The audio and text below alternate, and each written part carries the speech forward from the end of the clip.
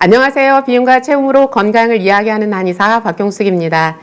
2024년 올 한 해는 당뇨만큼은 꽉 잡고 가자. 제가 이런 말씀을 드렸었는데요. 자, 당뇨 진단을 받았을 때 당뇨약을 먹어야 할까? 이런 주제로 함께 이야기를 나눴으면 해요. 당뇨약 하니까 당뇨 진단을 받지 않으신 분들은 상관없는 이야기로 들릴 수도 있는데, 그런데 사실 50대, 60대로 넘어가면서 거의 50% 이상의 분들이 당뇨 진단을 받고 있거든요. 그래서 그 당뇨라는 것이 머지않아 나의 일이 될 수도 있겠고, 그리고 우리 가족의 일이 될 수도 있고, 그래서 우리 가족 중에 아니면 내가 주변 지인들이 당뇨 진단을 받았을 때 어떻게 관리해 나가야 될까, 이런 생각을 하면서 같이 이야기를 들으신다면 남의 일처럼 들리지 않을 것 같아요. 그래서 당뇨 진단을 받았을 때 과연 약을 먹는 것이 옳을까, 안 먹는 것이 옳을까, 이제 이 부분에 대한 이야기를 나눠보도록 하겠습니다.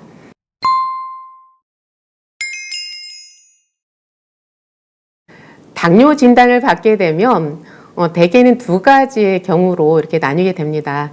첫 번째는 이제 뭐 남들처럼 당뇨 진단을 받았으니 병원에서 처방해 주는 약을 먹으면서 이렇게 가면 되지, 이렇게 생각하는 분들이 계시고요. 두 번째 분들은 약을 먹어도 치료가 잘 안 된다는데 당뇨약을 왜 먹어? 난 안 먹을래. 어떻게든지 그냥 버텨볼래. 이제 이렇게 생각하면서 가시는 분들이 있어요. 그래서 그렇다면 당뇨약을 먼저 복용하는 이런 분들에 대해서 얘기를 해볼게요. 자, 당뇨를 진단을 받기까지는 어제까지는 정상이었는데 오늘 갑자기 당뇨, 이런 경우는 있을 수가 없어요.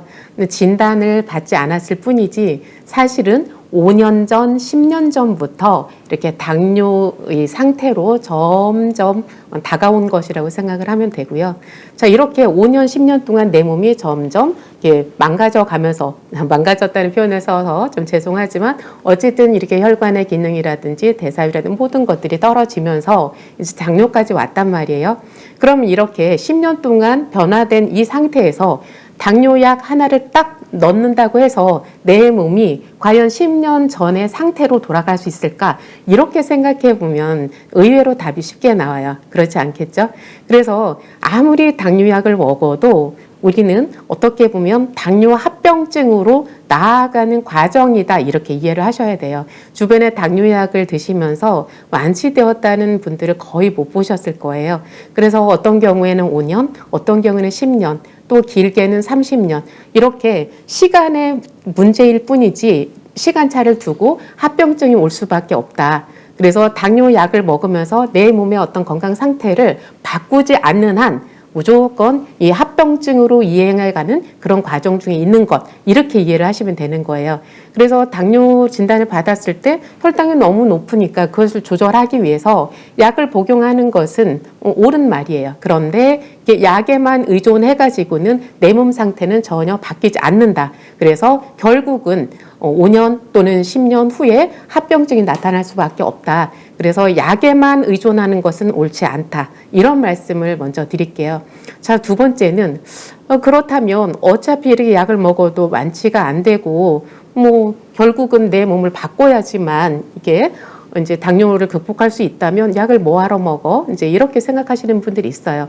자, 이런 생각이 당뇨 초기 또는 당뇨 전 단계, 이런 경우에는 맞을 수가 있어요. 그래서 그냥 약을 그대로 무조건 약부터 먹는 것이 아니라 내가 식습관이라든지 생활습관이라든지 이런 것들을 한번 열심히 바꿔보고 약을 먹겠다라는 생각으로 당뇨 전 단계나 그 당뇨 초기에 약을 복용하지 않는 것, 그건 굉장히 옳은 선택일 수 있어요.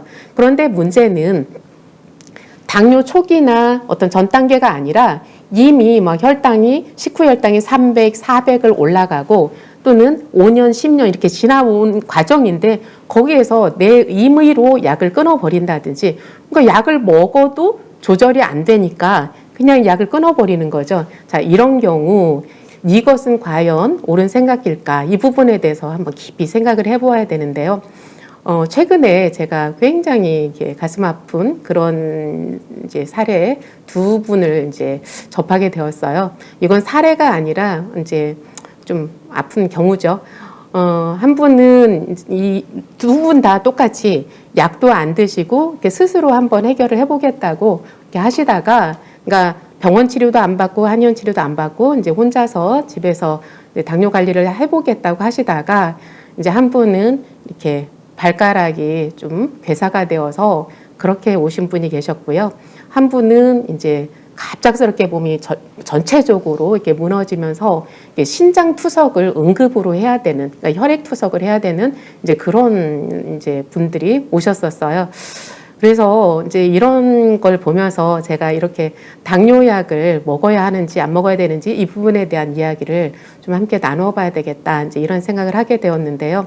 이분들이 이제 공통점으로 처음부터 당뇨약을 안 드셨던 건 아니에요. 그런데 당뇨약을 계속 먹으면서도 이게 식후 혈당이 조절이 안 되고 공복 혈당도 막 200이 넘어가고 이러니까 이렇게 조절이 안 되는 거 뭐하러 먹어? 이제 이러면서 집어 치운 거죠. 이런 건데, 자, 그렇다면 이분들에게는 당뇨약이 과연 효과가 없었던 것일까? 이 부분에 대해서 생각해 볼 필요가 있어요. 자, 약이라는 것은 그냥 만들어진 게 아니에요. 그죠? 실험실에서 연구 과정을 거치고, 그리고 또 임상을 다 1차, 2차, 3차 거치고, 이렇게 오랜 기간에 걸쳐서 이렇게 나온 약이거든요. 그래서 당뇨약이 효과가 없을 리는 없어요. 자, 그렇다면 이렇게 당뇨 조절이 안 되는 경우 이분들에게 당뇨약은 효과가 없는 것일까? 이런 생각을 해볼 필요가 있어요. 절대 그럴 리가 없어요. 당뇨약이라는 것이 그냥 만들어진 것이 아니라 연구 과정을 거치고, 그리고 임상 1차, 2차, 3차를 거치고 이렇게 해서 나온 것이고, 수많은 사람들에게 효과를 보고는 그런 약들이기 때문에 당뇨약 자체가 효과가 없는 것일 수는 없어요. 자, 당뇨약의 기전이 어떤 것인지 한번 간단히 소개해 볼게요. 자, 경구용 혈당 강화제, 즉 우리가 먹는 당뇨약의 경우 이렇게 대부분 5가지 관점에서 이렇게 약을 생산하게 돼요. 첫 번째는 췌장에 작용해서 인슐린의 분비를 조절하는, 그러니까 인슐린 분비가 잘 되지 않으면 혈당 조절이 잘 안 되겠죠. 이런 경우에 인슐린 분비를 촉진하는 이런 약이 있고요. 자, 두 번째는 이제 간에서 포도당 그 신합성이 일어나거든요. 그러니까 공복혈당이 너무 떨어지면 이제 우리 몸이 또 위험하게 되잖아요. 그 공복혈당을 조절해주기 위해서 간에서는 이 포도당을 이제 신생하는 그런 효과가 있는데, 그런 역할을 하는데, 근데 포도당 신생이 너무 많으면 공복혈당이 높이 올라가잖아요. 이렇게 포도당이 신합성되는 것을 차단해주는 그런 약이 있고요. 그다음에 세 번째는 이제 이것이 당뇨약의 거의 주된 역할이라고 보시면 되는데, 말초의 그 인슐린 저항성, 이것을 개선하는 그런 약들이 있어요. 가장 흔하게 복용하는 메트포르민 이런 종류의 약들이 주로 이 말초 그 인슐린 저항성을 개선시키는 그런 약이라고 보시면 돼요. 자, 네 번째는 위장관에 작용해서 당 흡수를 지연시키는, 그러니까 우리가 먹었는데 혈당을 너무 빨리 흡수하면 혈당이 막 식후 혈당이 급속도로 올라갈 거잖아요. 그 당 흡수를 지연시키는 방법으로 이렇게 쓰는 약이 있고요. 그 다음에 이제 인크레틴이라고 해서 이건 장에서 분비되는 호르몬인데요.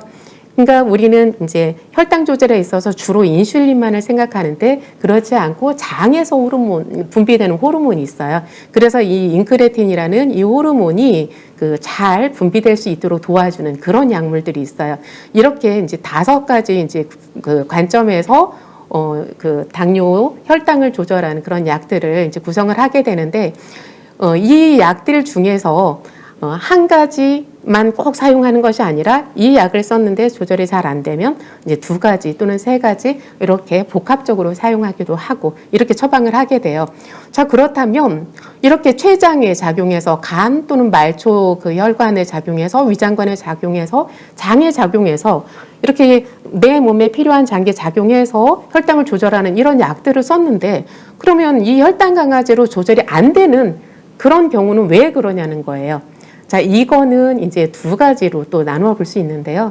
첫 번째는 말초혈관에 작용해서 인슐린 저항성을 떨어뜨려야 되는데 그 말초혈관 자체가 너무 많이 깨져 있거나, 아니면 간 기능 자체가 너무 많이 손상되어 있거나, 아니면 장에서 이런 호르몬을 생산해낼 수 없을 만큼 장의 기능이 떨어져 있거나, 아니면 인슐린 분비를 아무리 촉진을 해도 나올 수 없을 만큼, 그러니까 인슐린 그 호르몬 자체를 만들어낼 수 없을 만큼 췌장이 많이 망가져 있거나, 그러니까 우리 몸이 이미 건강 상태가 너무 악화가 되어서 약으로 그 기능을 도와줘도 조절이 안 되는 이런 경우가 있을 수 있고요. 그렇게 이제 어느 정도 당뇨가 많이 진행된 이런 경우가 아니라면 약을 바꿔가면서 이렇게 처방을 했을 때 이제 좀 도움이 될 수 있는 거겠죠. 어쨌든 약으로 전혀 도움이 안 된다는 것은 이렇게 내 몸이 이미 너무 많이 좀 진행이 된 상태다. 이렇게 좀 보셔야 되는 관점이 있고요. 이렇게만 보면 너무 슬프잖아요. 자, 그렇다면 이제 두 번째 아래 표를 한번 볼게요. 자, 이렇게 당뇨약이 여러 가지로 개발되었는데 이 약들이 각각 뭐 어떤 역할을 하는지는 보지 않으셔도 되고요. 그런데 이 SU, 설포닐 유레아 이런 그 약들이 혈당 조절에 어느 정도 영향을 미치는지를 한번 보려고 해요. 공복혈당을 60에서 70 정도 이렇게 떨어뜨리고요. 또 이렇게 TGDS 같은 경우는 공복혈당을 35 내지 40 정도 이렇게 떨어뜨리게 돼요. 자, 여기에서 보시면 이 약들을 투여했을 때 공복혈당을 떨어뜨릴 수 있는 그 수치를 한번 보셨으면 좋겠는데요. 아무리 많이 떨어져도 60에서 70 정도, 그리고 적게는 20 내지 30 정도, 이 정도를 떨어뜨리는 걸 볼 수 있어요.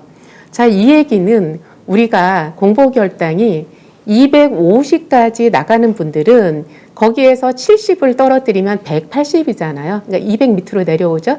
그리고 공복혈당이 170인 분들은 한 70 정도 떨어뜨린다고 하면 100, 여기까지 정상으로 올 수가 있어요. 그런데 공복혈당이 300까지 올라간다고 하면 떨어뜨려도 70 정도를 떨어뜨려도 230으로 높은 거예요. 그죠? 식후혈당도 마찬가지인 거죠. 식후혈당이 200까지 떨어뜨리는 분은 70을 떨어뜨리면 정상 범위로 내려가죠. 그런데 식후혈당이 400까지 올라가시는 분들은 아무리 당뇨약을 먹어도 정상혈당까지 떨어지지 않는 거예요. 그렇다면 이분들에게 당뇨약이 효과가 없는 것이냐? 아니죠. 그게 아니라 당뇨약이 분명히 혈당을 60, 70 이 정도 떨어뜨리긴 하는데 그 정도 가지고는 정상 범위까지 내려가지를 못하기 때문에 저희 그 당뇨를 좀 앓고 있는 분들 입장에서는 체감하기로는 꼭 약이 효과가 없는 것처럼 느끼는 거죠. 이해가 되시죠?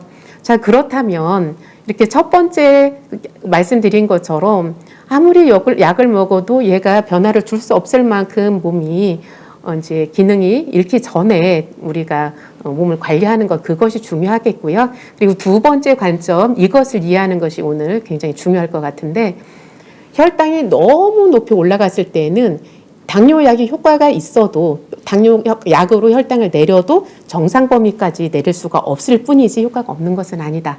자, 그렇다면 여기에서 중요한 건 무엇이겠어요? 애초에 혈당이 너무 높이 올라가는 건 이것을 막아야 되는 거예요. 그러니까 제가 아까 당뇨 진단을 받았을 때 당뇨약을 그냥 쉽게 약 먹으면 되지. 그래서 약 먹으니까 처음에는 혈당이 떨어진단 말이에요. 그러니까 약에만 의존해서 이렇게 가실 수가 있는데 어느 순간에 가서는 이제 혈당 조절 잘 안 되는 그런 순간이 된단 말이에요. 자, 이럴 때 약이 효과가 없는 게 아니라 내가 이제 기능이 점점 떨어지면서 혈당이 너무 높이 치솟는 거예요. 자, 그럼에도 불구하고 내가 먹는 건 똑같이 먹으면서 계속해서 약만 탓하는 거죠. 자, 그러면 안 된다. 약을 탓할 게 아니라 내 기능이 점점 떨어져서 이제 약만 가지고는 안 되는구나. 이걸 인식하셔야 된다. 그래서 애초에 혈당을 너무 높이 올리지 않도록 먹는 것, 이것을 이제 좀 더 진지하게 고민을 하셔야 된다. 이런 말씀이고요. 그래서 하얀 쌀밥을 그대로 먹으면서 아니면 설탕 들어간 음료수를 계속 먹으면서 단 과일을 먹고 빵을 먹고 이러면서 약으로 조절하려고 하면 안 되는 그런 단계까지 온 거라고 보시면 돼요. 자, 그러면 이렇게 약으로 더 이상 조절이 안 되는 그런 단계까지 가서 고민하지 마시고 당뇨가 처음 왔을 때부터, 그죠? 처음 왔을 때부터 되도록이면 혈당을 덜 올리는 음식을 먹는 것, 여기에서부터 시작을 하면 이렇게 오랜 시간 동안 당뇨합병증으로 갈 염려도 없거니와 약이 안 들어서 걱정되는 그런 상황도 맞이하지 않을 거예요. 자, 그런 측면에서 혈당을 많이 오르지 않고 먹을 수 있는 밥, 당뇨밥을 한번 소개해 볼게요. 당뇨인들이 드시면 좋은 밥, 그래서 제가 이제 당뇨밥이다 이렇게 이름을 붙였는데요. 꼭 제가 말씀드린 대로 이렇게만 뭐 드셔야 되는 건 아니고요. 여기에서 좀 응용을 하시면 될 것 같아요. 자, 우선 이제 소개를 해드리면 이제 현미를 기본으로 했으면 좋겠는데 현미가 소화가 좀 안 된다 하시는 분들은 오분도미를 선택하실 수도 있겠어요. 자, 그런데 여기에서 현미를 선택하되 현미를 한 80%, 100% 이렇게 하는 것이 아니라 현미를 한 20% 정도만 이렇게 담으시면 될 것 같고요. 거기에다가 귀리를 20 내지 30% 이렇게 담으시고요. 그리고 이제 늘보리, 보리에는 찰보리도 있고 여러 가지 보리가 있잖아요. 그런데 늘보리를 사용하시는 게 좋아요. 이 귀리나 늘보리에는 이 베타글루칸이 굉장히 많이 들어있어서요. 이 베타글루칸 내지는 또 다른 식이섬유들이 많이 들어있어서 이것들이 그 장에 들어갔을 때 그 인크레틴 호르몬이라고 있죠. 그 호르몬을 많이 생성할 수 있도록 도와주는 그런 효과가 있어요. 그러니까 이것이 단순당이 아니기 때문에 실제로 식후에 급격한 혈당 상승을 막는 그런 측면도 있지만 여기에 가지고 있는 그런 다른 식이섬유나 영양들이 또 그 인슐린을 생성한다든지 인크레틴 호르몬을 만든다든지 여기에 영향을 끼쳐서 또 혈당 조절을 돕는 그런 작용도 있다라는 거예요. 그래서 통곡물을 먹는다는 것은 이것이 그 백미라든지 이런 것들에 비해서 이제 그 당 지수가 낮아서 그러니까 탄수화물 자체를 좀 적게 가지고 있어서 당을 덜 올리는 걸 수 있지만 우리 몸에 그 혈당 조절에 필요한 호르몬을 생성하는 데 도움을 준다. 이런 측면도 있다는 거 이렇게 생각하시면 되겠고요. 그래서 현미, 귀리, 늘보리 이렇게 넣으시고 거기에다 깐 녹두를 또한 20% 넣는 거예요. 녹두를 물론 껍질까지 넣으셔도 되는데 소화를 좀 용이하게 하고 좀 더 고소한 맛을 즐기기 위해서 이렇게 깐 녹두를 사용하시고요. 그리고 검은콩 한 15% 정도 넣으시고 이제 청차조를 5% 정도 이렇게 넣는 거예요. 그래서 청차조라는 것이 이제 혈당을 별로 높이지 않으면서도 굉장히 밥을 찰지게 하고 맛있게 하거든요. 그래서 그렇게 사용하시면 되고 그리고 이제 깐녹두라든지 검은콩 이런 것들은 해독 작용을 원활하게 도와주기도 하고 그러면서 단백질 공급원으로 또 훌륭하고 그래서 이렇게 탄수화물 양은 줄이면서 단백질 양은 좀 늘리고 그러면서 식이섬유가 풍부한 이런 재료들을 준비해 보았고요. 여기에다가 제가 밥 짓기 할 때는 무슨 물로 하죠? 항상 황태 육수로 밥을 하죠. 이렇게 그러면 아미노산도 좀 더 풍부하고 영양이 더 넉넉한 그런 밥이 되겠죠. 자, 이렇게 해서 밥을 하시는데 밥을 하되 그대로 해서 이걸 밥통에다 넣어놓고 먹으려고 하면 황태 육수로 밥을 했을 때 황태 육수를 안 해도 밥을 해서 오래 보관하면 사실 맛이 없잖아요. 그래서 밥을 한 다음에 이것이 조금 김 빠지길 기다려서 냉장고에다 이렇게 넣어두시고 그러니까 그릇에 담아서 넣어두시면 되겠죠. 그리고 그 밥을 다시 냉동실에다 보관해 놓고 먹을 때마다 하나씩 이렇게 데워서 드시면 되세요. 자, 그러면 이렇게 밥을 해서 드시는 경우랑 이제 보통 제가 당뇨인 분들께 밥 어떻게 드세요? 그러면 이제 잡곡밥을 드신다고 하는 분들 많으세요. 그러면서 이제 내심 나는 굉장히 이렇게 좋은 밥을 드신다 이렇게 생각하는 분들 계시는데 그런데 그 잡곡밥의 기본 베이스가 무엇인지를 한번 보셔야 돼요. 대부분은 그 흰 쌀을 한 70%, 80%는 하고 거기에다가 검은콩이라든지 잡곡들을 조금씩 섞는 정도 이렇게 하시고 잡곡밥이라고 하시는 경우가 많으세요. 자, 이렇게 흰쌀 70 내지 80%에다가 현미 약간 아니면 보리 약간 콩 약간 이렇게 넣어서 하는 잡곡밥하고 아까 제가 말씀드린 것처럼 그 쌀, 그 베이스가 되는 쌀 자체를 양을 푹 줄이고 그리고 나머지로 채웠을 때랑 확연히 느낌으로도 다르시죠? 실제로 한번 측정해 보세요. 하얀 쌀밥에다 잡곡을 넣어서 밥을 먹고 1시간 후에 식후혈당을 재보시고요. 그리고 제가 말씀드린 것처럼 드시고 나서 1시간 후에 식후혈당을 재보세요. 차이가 굉장히 많이 날 거예요. 그래서 평소에 이런 노력을 하시면 좋겠고요. 그리고 여기에다가 이제 이런 밥만 하시는 것이 아니라 제가 이제 평소에 뭐 뽕잎밥, 울금밥 이렇게 말씀드렸었잖아요. 이런 잡곡들 대신에 채소가 들어간 그런 밥을 해서 드실 수도 있겠고요. 그래서 그런 다음 시간에 제가 양배추 밥 짓기에 대해서 소개를 해드릴 텐데 그런 양배추밥 같은 것도 혈당을 덜 올리는 밥으로 굉장히 훌륭하다고 생각을 해요. 어쨌든 이렇게 그 당뇨 밥, 애초에 혈당을 덜 올리는 것을 먹는 것이 가장 중요하다. 그런 측면에서 당뇨밥을 말씀을 드렸고요. 그리고 이제 식후 혈당이 많이 오르는 것을 막기 위해서 또 중요한 것이 식후 운동 이런 것이 있는데, 자, 식후 운동이라는 것은 언제쯤 하는 것이 가장 좋을까 이것을 결정을 해야 돼요. 그런데 식후 혈당이 한 250 이상으로 올라갔을 때 운동을 하는 것은 오히려 바람직하지가 않아요. 그러니까 이미 혈당이 많이 올라가 있고 그때는 혈관을 막 손상시킬 수 있는 그런 단계여서 오히려 250, 300 이렇게 올라갔을 때는 그때 바로 운동을 하는 것이 아니라 혈당이 좀 떨어지길 기다려서 운동을 하는 것이 맞는 거고요.